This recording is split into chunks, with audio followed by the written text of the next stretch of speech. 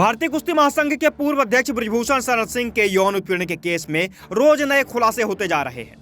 Report में सिंह पर कथित उत्पीड़न का आरोप लगाने वाली महिला पहलवानों के समर्थन में एक अंतर्राष्ट्रीय कुश्ती रेफरी समेत 4 लोगों ने दिल्ली पुलिस को बयान दिया है, जिससे बृजभूषण की दिक्कतें बढ़ती हुई दिखाई दे रही है। गवाही के तौर पर इंटरनेशनल रेफरी ने कहा है कि उस दिन कुछ तो गलत हुआ था। बृजभूषण और महिला पहलवानों के बगल में खड़े वह असहज दिख रही थी। उसने धक्का भी दिया था, कुछ बोली और फिर वहां से निकल गई। वह बृजभूषण और के हाथों से छू कर बोले कि इधर आ जा, यहाँ खड़ी हो जा। अब इस बात को लेकर के लगातार पहलवानों का पक्ष मजबूत होता हुआ दिखाई दे रहा है। इससे पहले बृजभूषण का पक्ष काफी प्रबल दिखाई दे रहा था, क्योंकि नाबालिग पहलवान ने दिल्ली पुलिस को दिए गए अपने बयान को वापस ले लिया था और बृजभूषण पर से पॉक्सो की धाराएं हट गई थी। अब भारतीय कुश्ती महासंघ के पूर्व अध्यक्ष बृजभूषण सिंह के केस में दिल्ली पुलिस की जांच जारी है। यहां कथित यौन उत्पीड़न के कई घटनाओं का विवरण देते हुए 6 वयस्क पहलवानों ने बृजभूषण के खिलाफ FIR दर्ज कराया था। एक शिकायतकर्ता ने पिछले मार्च में हुई घटना के बारे में बताया था कि जब टीम लखनऊ में मुकाबले के बाद एक तस्वीर खिंचवाई जा रही थी, तब महिला पहलवानों के आरोपों के मुताबिक बृजभूषण ने उनके जांघों पर हाथ रखा था, जिसके बाद पीड़िता ने दूर जाने की कोशिश की थी।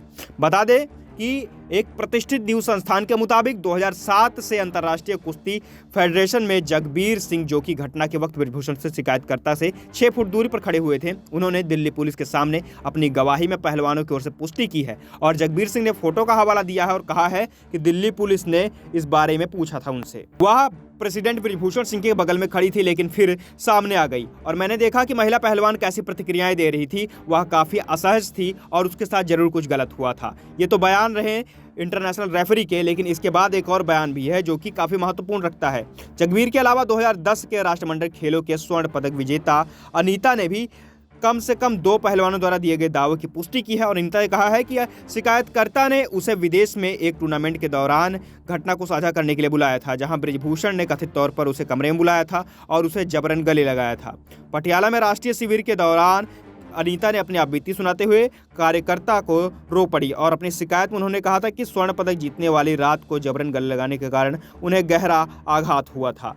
खैर, बृजभूषण की मुसीबतें फिलहाल बढ़ती हुई दिखाई पड़ रही, क्योंकि लगातार पहलवान और पहलवानों के मामले में नए खुलासे होते जा रहे हैं। पहलवानों का पक्ष भी एक तरह से मजबूत होता चला जा रहा है। बृजभूषण के ऊपर फिलहाल दिल्ली पुलिस जांच कर रही है और जांच की रिपोर्ट अगले 15 तारीख तक सौंपने की बात हो रही है। अब देखने वाली बात होगी कि बृजभूषण सिंह के ऊपर कौन से आरोप तय किए जाते हैं, साथ ही इस पूरे मामले का अंतिम निष्कर्ष क्या निकल कर आता है। देश और दुनिया की तमाम अन्य खबरों को भी जानने के लिए जुड़े रहिए हमारे साथ और देखते रहिए SPN 9 न्यूज़। धन्यवाद।